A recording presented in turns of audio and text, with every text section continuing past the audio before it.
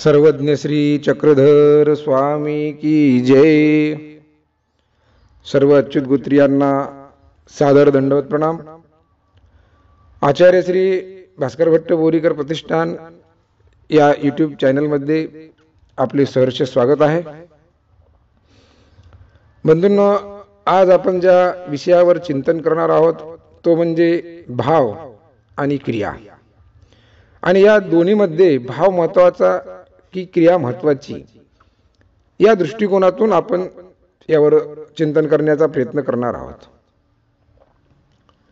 लीळाचरित्र पाहत असताना आम्हाला या दोन्ही विषयावर सर्वज्ञांनी केलेलं निरूपण, यावर आलेली काही वचने, काही लीळा आम्हाला आढळून येत असतात।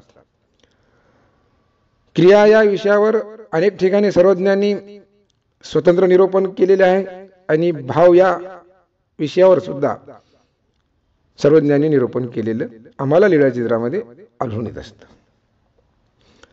तसं पाहिले तर या दोन्ही गोष्टी सोबतच राहतात। त्याचं कारण म्हणजे कोणतीही क्रिया असो, त्या क्रियेमागे त्या क्रियाकर्त्याचा काहीतरी भाव असतोच। मग ती क्रिया कोणत्याही स्वरूपाची असो, कोणतीही असो, छोटी असो की मोठी असो, त्यामागे काहीतरी भाव हा निश्चितच असतो।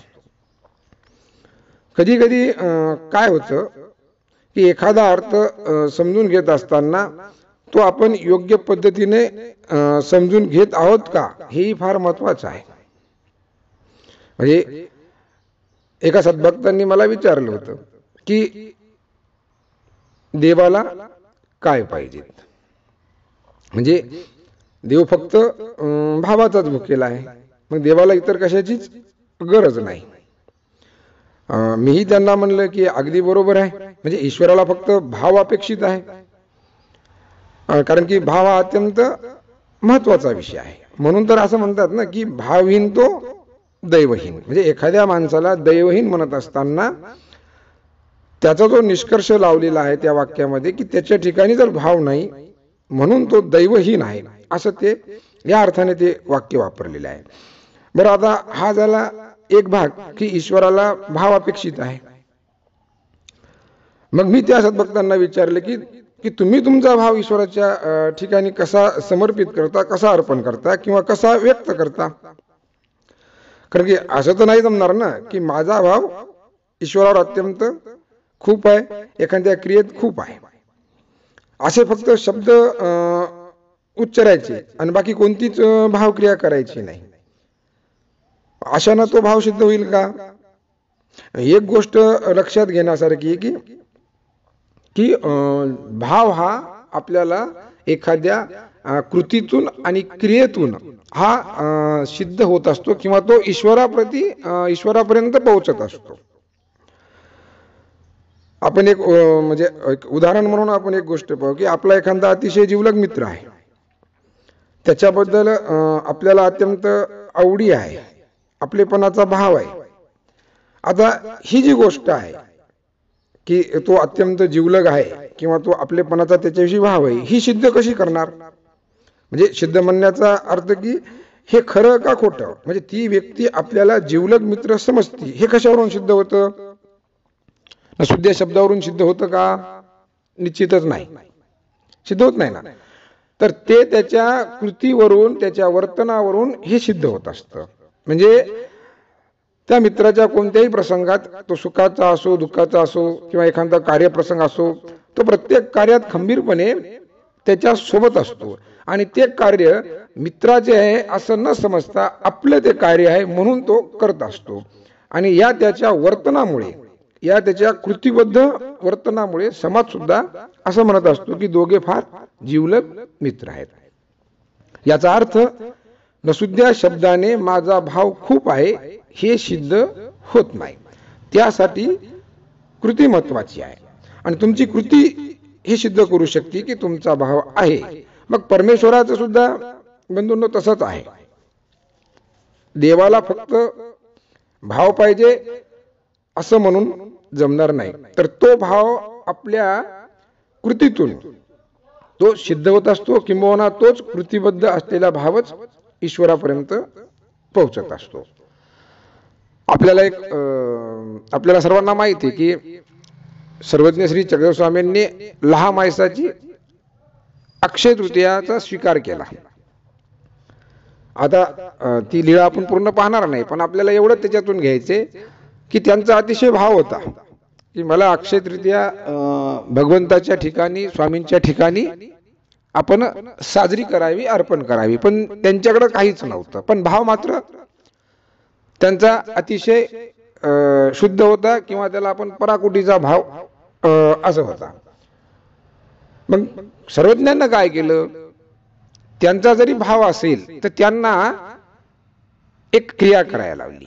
क्रिया म्हणजे कशी, किंवा आता तुम्ही ही घागर घ्या, ही आतून बाहेरून ही स्वच्छ धुवा, गंगेवर जा आणि वरचं पाणी जे काय असेल आजूबाजूला सारून थोडंसं खालच्या भागातलं पाणी म्हणजे शुद्ध निर्मळ पाणी ती घागर भरून आणा आणि आम्हाला अर्पण करा, आम्ही तुमच्या अक्षय तृतीयेचा स्वीकार करू. हे सांगण्याचा म्हणजे उद्देश जो आहे की भाव होता, निश्चितच होता, आणि त्या भावाचा परमेश्वराला स्वीकारही करायचा होता. पण स्वामींनी सुद्धा त्यांना काहीतरी एक अल्पशिका होईना पण एक क्रिया जी सहज अगदी सोपा विधी म्हणा, क्रिया म्हणा, ती करायला लावली आणि त्यांच्या त्या पूर्ण भावाचा स्वीकार केला. लीळाचरित्रामध्ये सर्वज्ञ श्री चक्रधरप्रभूंनी भावाच्या संदर्भामध्ये निरूपण करत असताना एक पेंदेया भावकथन ही लीळा निरूपण केलेली आहे. म्हणजे ती आपण थोडक्यात पाहण्याचा प्रयत्न करू. घटसिद्धनाथ येथील हा प्रसंग आहे. हे ठिकाण पैठण येथील म्हणजे आपलं नाथसागराचा जो परिसर आहे, म्हणजे आपला खडकुली परिसर आहे, त्या भागामध्ये घटसिद्धनाथाच्या जो आहे तो त्या परिसरामध्ये येत असतो. भगवंत त्या घटसिद्धनाथाच्या मंदिराकडे जात असतात आणि त्या मंदिराजवळ गेल्यावर एक मोठा पाषाण, एक मोठा दगड तिथे असतो. त्या दगडाकडे पाहून सर्वज्ञ भक्तजनाला म्हणतात की देखील हे पेंदियाचे फूल. म्हणजे त्या पाषाणाला पाहून, त्या दगडाकडे पाहून भगवंत भक्तजनाला असं सांगतात की हे पहा, हे पेंदियाचे फूल. पेंदिया हे एका देवता भक्ताचे नाव आहे आणि ज्या पाषाणाला पाहून फूल असं स्वामी म्हणतात ते त्या पेंदियाने त्या देवतेला अर्पण केलेला पाषाण होता. आता स्वामी पाषाणाला फूल असं म्हणल्यामुळे ते इतरांच्या लक्षात नाही आलं, आणि येणारी कसं, एखाद्या दगडाला, एखाद्या पाषाणाला जर आपण फूल म्हणू तर प्रथम दर्शनी काय लक्षात येणार. भक्तजनाचेही तसंच झालं, त्यांना पेंद्या हे पण लक्षात नाही आलं आणि तो कोण होता हेही माहीत नाही, आणि त्याने वाहिलेले फूल म्हणजे पाषाण हे पण लक्षात नाही आले. पेंद्या नावाची ही व्यक्ती, हा माणूस, हा गोवारी होता. म्हणजे गावातील गाई गुरे चारायला नेत असणारा तो एक देवतेचा भक्त होता. आणि त्याचा असा नियम होता की देवतेला फूल अर्पण केल्याशिवाय तो अन्न पाणी घेत नसत. असे बरेच दिवस झाले हा त्याचा नित्यक्रम होता. म्हणजे आपलं प्रातःकाळी सकाळी उठायचं, स्नान करायचं आणि आपल्या घरून सोबत शिदोरी करून घ्यायची आणि त्या गावातील गाई गुरे चारण्यासाठी घेऊन निघायचं. आणि इकडे आल्यावर ते जे देवतेचं मंदिर होते तिथे फूल अर्पण करायचं आणि त्यानंतरच तो अन्न पाणी सेवन करायचा.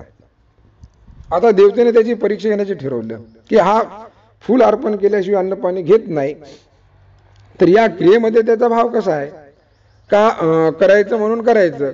म्हणजे बा आहे फुलं तर आहे वेळ, जाता जाता ठेवून देऊ, आणि तोपर्यंत आपल्याला समजा भूकही लागत नाही किंवा आपल्या जेवणाचा टाइमही होत नाही, मग आपण चला बा ते झाल्याशिवाय जेवायचंच नाही, असं आहे का त्या पाठीमागं खरंच त्याचा काही भाव आहे, हे देवतेनं पाहण्याचं ठरवलं. मग देवतेनं आपल्या सामर्थ्यानं काय केलं की त्या परिसरातील फुले नष्ट केली. म्हणजे तो फुलं अर्पण करायचा, मग फुले नष्ट केली, म्हणजे फुलाच्या झाडांना फुलं लागणे बंद झाली. मग आता त्यांनी काय केलं, फुलं बंद झाली, ठीक आहे, मग त्यांनी पाने वाहायला सुरुवात केली, झाडाची पानं. आता काही दिवस ते चालू होतं, नंतर देवतेनं सामर्थ्यानं ते पाणीही नष्ट केली. मग तरी याचा जो क्रम आहे तो चालूच ठेवला.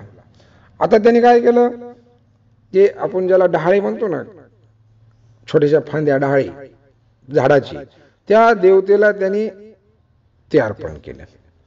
देवतेनं तेही नष्ट केलं.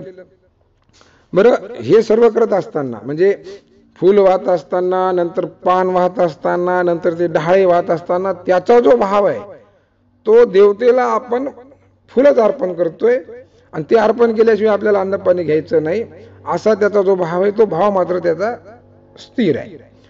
आता त्या डहाळ्यानंतर तेही नष्ट झाल्यावर आता तो काहीच नाही, तर आता तो लहान लहान दगड घेऊ लागला आणि ते दगड तो त्या देवतेला अर्पण करू लागला. ते दगड सुद्धा अर्पण करताना त्याच भक्तिभावाने त्या देवतेला तो अर्पण करत होता. आता देवतेने तेही लहान लहान दगडही नष्ट केले. म्हणजे असं करत करत बंधूंनो, देवतेने त्याची परीक्षा पाहण्याचं ठरवलं. एक एक ती देवता नष्ट करत होती, तो एक एक नवीन घेत होता. सगळ्या प्रकारचे हातखंडे झाले. फळ नाही, फूल नाही, फांद्या नाही, ती खोड नाही, लहान दगड नाही.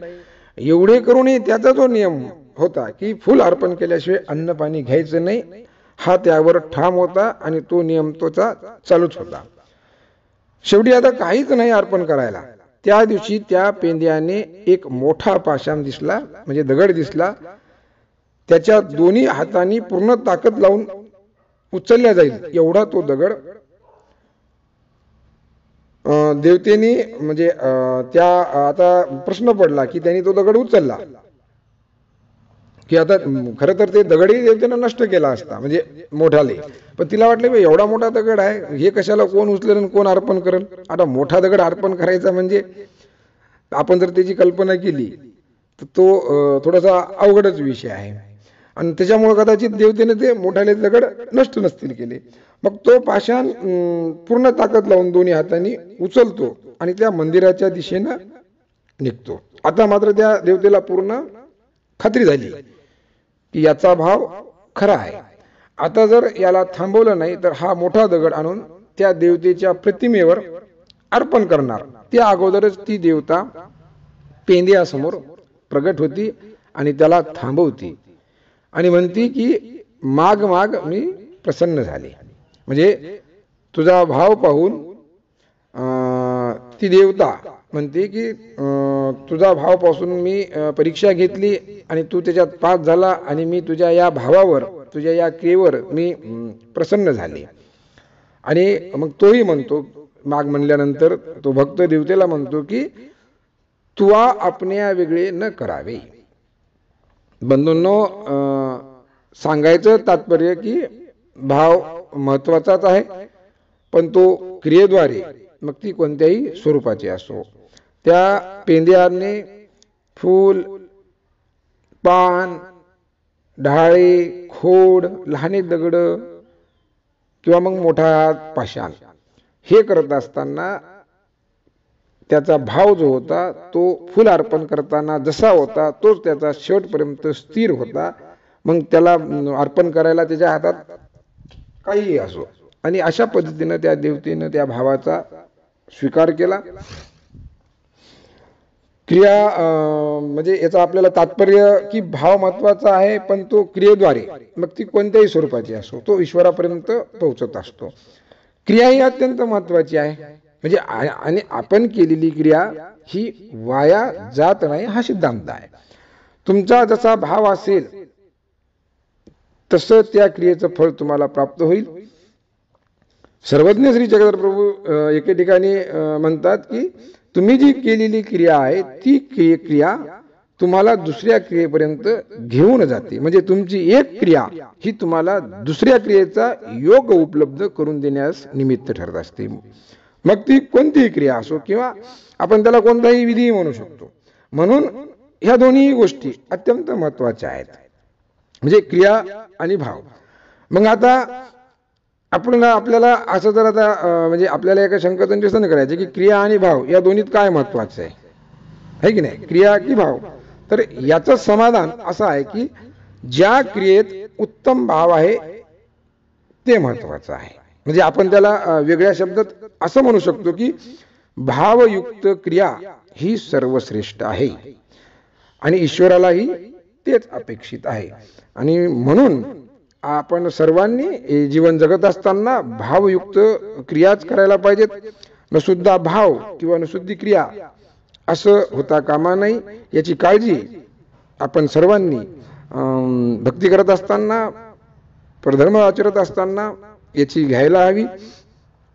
आपल्यातला प्रत्येक भाव युक्त क्रिया ही परमेश्वर प्रसन्नतापूर्वक स्वीकार करत असतात, करणार आहेत, यात तीळमात्रही शंका नाही.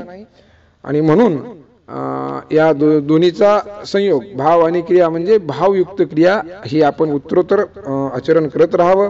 आपल्या हातून उत्तरोत्तर भावयुक्त क्रिया घडत राहावं ही सदिच्छा व्यक्त करतो आणि या विषयावर आपले चिंतन इथेच थांबवतो. सर्वांना दंडोत प्रणाम. सर्वज्ञ श्री चक्रधर स्वामी की जय.